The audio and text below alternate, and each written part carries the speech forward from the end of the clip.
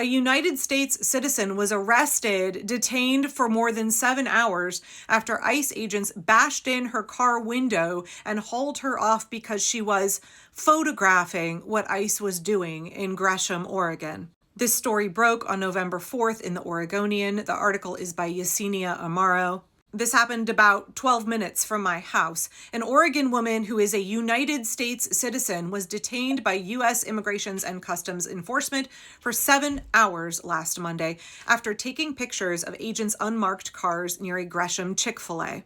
Before I read the details of what happened to Berenice Garcia Hernandez, I want to remind everybody that it is entirely legal to photograph and to film law enforcement, as long as you are not interfering with their operations and as long as you are not entering onto private property where you do not have a right to be.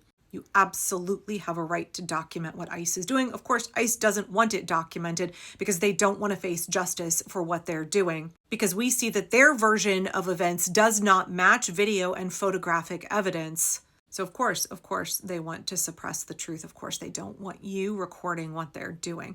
So Berenice Garcia Hernandez, 25, snapped into action after seeing a Facebook post alerting people to the agent's presence near the fast food chain of Chick-fil-A in Gresham, Oregon. The person who sounded the social media alarm said he had been too scared to get pictures of the agent's license plates. So Garcia Hernandez hopped in her fiance's car, drove to Chick-fil-A, went through the drive-thru, got a lemonade, and photographed what ICE was doing to get their license plates. It's very inhumane what they're doing right now, she said, of ICE activity in general. It's not a crime to take pictures or video of them. She's correct. On both counts, she's correct. I just want to remind folks here, yes, it's super important if you see ICE that you take photos, that you document what's happening, particularly if somebody is being abducted, right? You have to document what's happening if you feel safe enough to do so. If you are in Oregon of equal importance, please call the PERC hotline.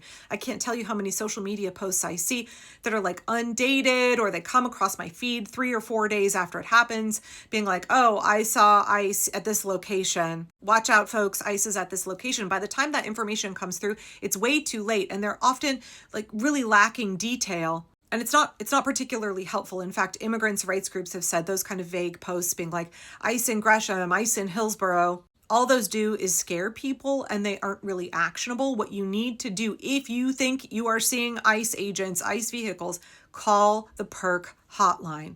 They will send legal observers. They will send a trained rapid response team out to document what is happening. They are an invaluable, trusted resource in the Portland metro area, and they are trying to expand as much as they can throughout Oregon. PERC also works to help defend the rights of immigrants that are interfacing with the ICE facility on Macadam Avenue here in Portland. If you have extra pennies and you're like, what good cause should I donate to? Donate to PERC.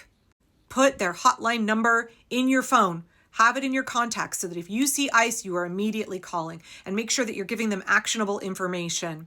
The number of vehicles, license plates, if you can capture them, the number of agents, the intersection where they are located, the nature of the activity that you see, and anything else that PERC asks for.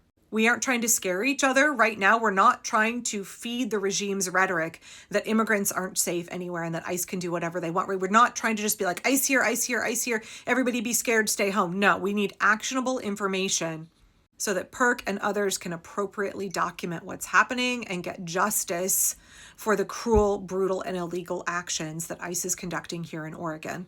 If you feel privileged enough to document what is happening, thank you. We need people who are willing to record.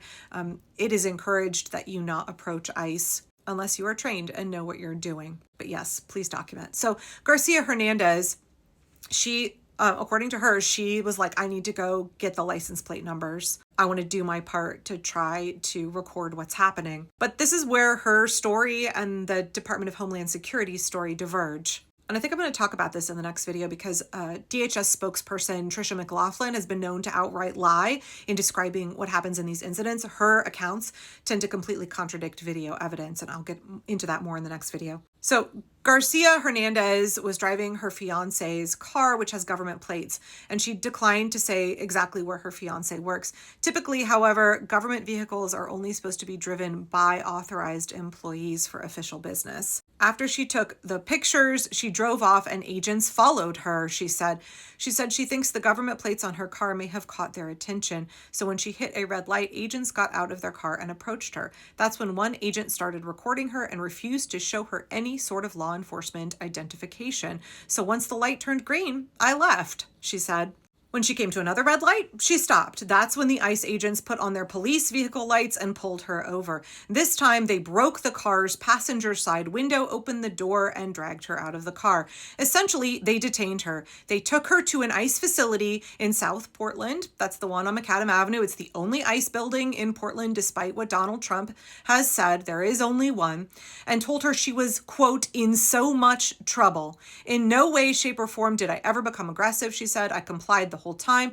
The only reason why they took a chance on following me is because of the type of car I was driving. It is not illegal, as I said, to photograph or record ICE officers in public spaces, so long as the photographer is not directly interfering with their work. A Homeland Security spokesperson said that Garcia Hernandez aggressively followed ICE vehicles in her fiance's car and obstructed ICE officers and resisted arrest. It's not illegal to follow ICE with your car. It's not illegal to drive down a public street. I made a video on this the other day. We are seeing ICE officers using this new technique. Anybody that's driving around and recording what they're doing, they claim that you are aggressively following them and that is somehow interfering with their duties. It's not. The car's behind them. Oh, here we go. The statement is from Tricia McLaughlin. I look forward to the American Nuremberg trials and Tricia McLaughlin facing justice for all the lies she's been spewing. She said of Garcia Hernandez, her reckless and dangerous behavior included driving over a curb and coordinating with another unlicensed vehicle to block and intimidate law enforcement officers. There's no evidence that happened. Garcia claimed that Tricia McLaughlin's statement is 100% not true. She added that her partner showed up after she had already been detained and was driving a car with plates and current tags. ICE released her after more than 7 hours. However, she says they still have her phone and engagement ring. As of the time that this article was published on Monday, no criminal charges had been filed against her. Let's just remember, ICE did not identify themselves as legitimate law enforcement. Garcia Hernandez had not broken any laws, right? This is on the streets of Gresham, Oregon. This is not on ICE property. An American citizen who was documenting what ICE was doing had the window of her car bashed out and she was hauled off and detained for more than 7 hours. Her personal property, according to her, has not been returned. However, Garcia Hernandez, according to this article, remains steadfast. I think that we should continue to use our voices and continue to warn others about what's happening because it is not okay how our people, our community is being treated. And me, as a U.S. citizen, I ended up being treated this way just because I was taking pictures and videos to warn the community. They were mad because they were getting exposed. Her attorney sent a letter to Kristi Noem decrying his client's treatment at the hands of Homeland Security. He also has sent a letter to the Oregon Department of Justice and the Multnomah County District Attorney's Office asking them to criminally investigate the agent's actions. Ms. Garcia Hernandez was followed by federal agents after she photographed their government vehicle on a public road. The agents then used excessive force to arrest Ms. Garcia Hernandez, including smashing out her window and dragging her out of the car, resulting in injuries. Please understand that what ICE is doing here is they are trying to make Americans afraid to photograph and record their illegal activities. Right? They're basically saying, if you photograph and record us, we will trump up charges against you. We will pull you over. We will smash the windows out of your car. We will haul you off. We will arrest you. There's nothing you can do about it. We've seen in multiple of these cases, they are denying people access to an attorney. It's straight up fear and threats and intimidation, and then misinformation, disinformation. It's not misinformation. It is intentionally misrepresenting the situation from Tricia McLaughlin, ICE spokesperson. Right? They don't want video and photo evidence of what they're doing because it contradicts the lies that are coming out of Tricia McLaughlin's mouth. They're trying to villainize Americans. The statements they are making are fucking unbelievable. And they want you to think that they can lie on your name. They want you to think that they can trump up charges against you just for trying to document what they're doing. And Americans are not going to tolerate that. So I hope Berenice gets justice for what was done to her. I also just want to remind y'all again, please, if you see ICE in Oregon, contact PERC. Let it be the first thing that you do. Call the PERC hotline. This madness won't stop until we stop it. We have to organize together. After all, who keeps us safe? We keep us safe.